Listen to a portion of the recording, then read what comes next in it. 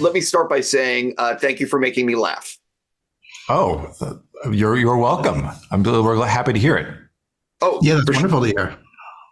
So a bunch of questions for you guys. How did you decide on 7 episodes? Did Peacock, was this like a Peacock thing? Was this a you guys thing? Was it budget related? Yeah, it's a little bit happened a little bit outside the room that we weren't actually in the room, so we may not have a great answer for you. It was originally a 10 episode order, and we were writing the episodes quite long. For the most part, they're not half hours, and I think that has a lot to do with why 10 episodes became 8. Oh, I thought it was. Is it 8 episodes? I thought it was 7. Well, it's technically 7. The pilot is 2 episodes combined, but it'll air as 1 episode. So you're right. It is 7 episodes. Yeah. Okay, totally had me confused. One of the things I appreciate about Seth MacFarlane is that in this age of PC, everyone being very careful with what they say. Ted shows your series shows like he makes jokes that other people are not making. And so can you sort of talk about that the series is willing to make, you know what I mean? Yeah. I mean, we feel the same way. And that was part of what attracted us to this project, because it's not something we're used to doing.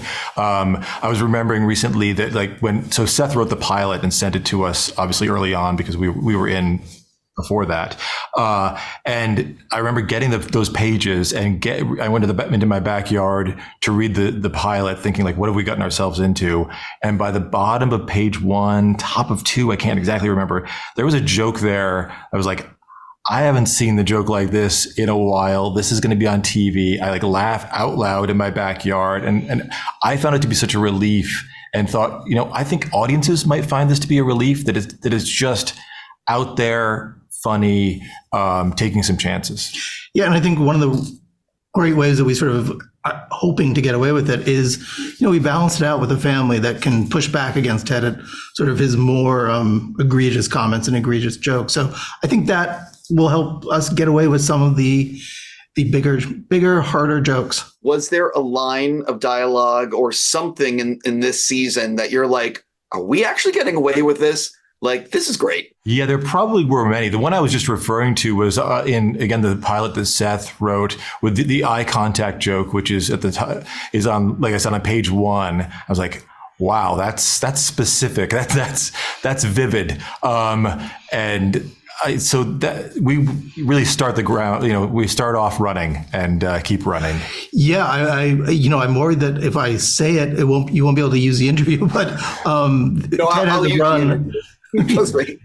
Ted has a run about a nickname for Polish people that I just found hilarious at the time, and I'm glad that it made the final cut. I read, could be wrong, that originally when this was being developed, they were thinking about it, or maybe you guys were thinking about it as like a multicam a la Alf type situation. Were you looking at Alf and saying we can do that just with Ted? We weren't looking at Alf, but we were talking about doing it as a multicam and looking at the feasibility of doing that, just technically, because it is sort of a technical challenge. And also, it's a technical challenge, and you would have an audience watching that technical challenge and trying to keep them, a live audience engaged.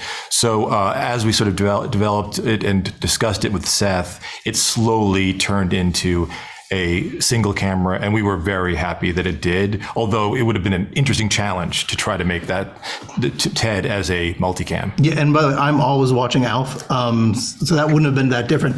Also, we have a lot of experience with single cam. Seth obviously has a lot of experience with the movies, which are essentially single cam, and so it just made sense to go that way. Were there any ideas that came close to being in these 7 episodes that ultimately, how did you decide on the 7 that you went with? And did you have a room with 25 good ideas and you're like, what's the best 7? Yeah, certainly. I mean, let's hope they were good ideas. But as often happens, what happened with the show often happens, which is you bring a team of people together and they're excited about the project. And so in those first few days of the writer's room, a lot of ideas go up on the whiteboard. And then you wind up sort of pulling those and pairing them together and wind up with the final version. But a lot of funny stuff was left up there on the board, and hopefully someday get used. I believe that one of the things about this is that it's episodic and not serialized. Yeah. So can you sort of talk about, was there a lot of debate? Do we want to do something serialized, or do we want to make it where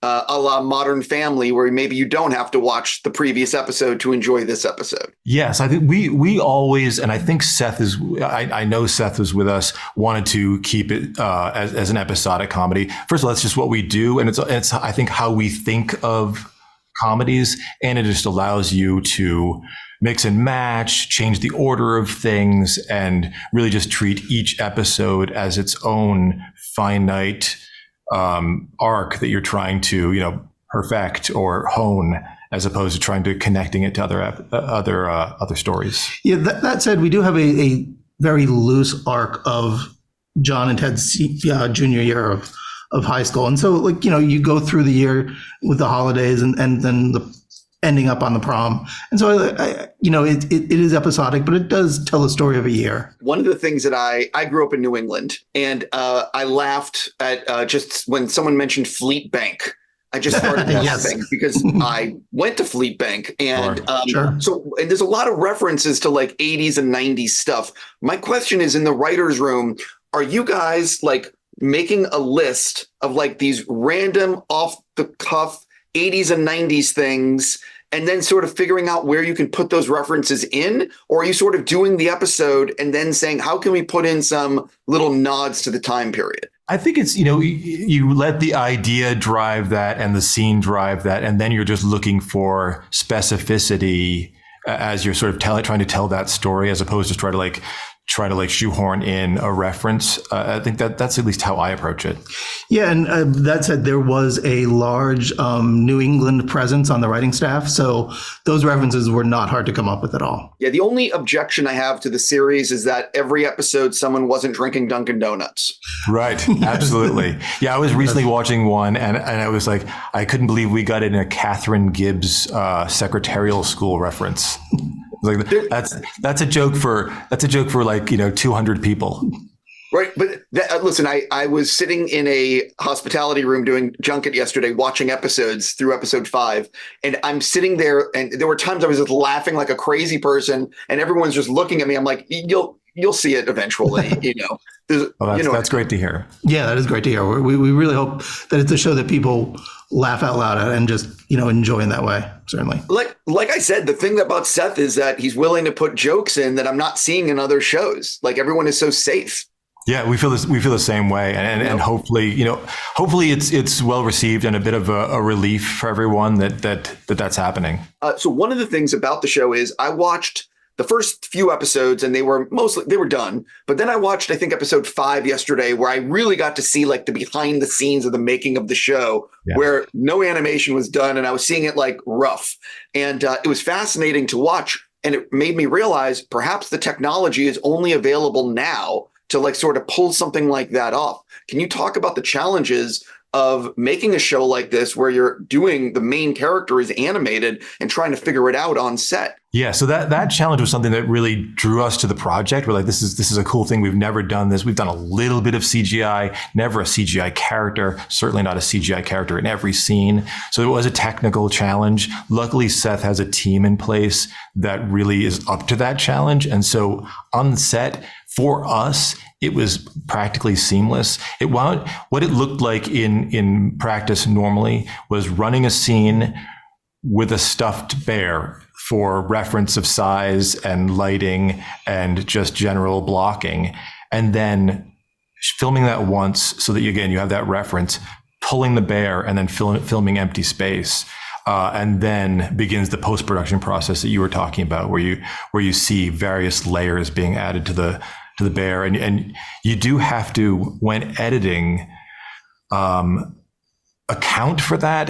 So there's a certain point where you're editing an empty frame, and you have to sort of know to hold, because even though Ted isn't there yet, he's going to maybe do something interesting physically that isn't even covered in the dialogue. So those are the small challenges that arise. Yeah, and one of the reasons it was so seamless for us is obviously Seth's team, but also the cast was remarkable at transitioning from running a scene with the stuff there and knowing where to look.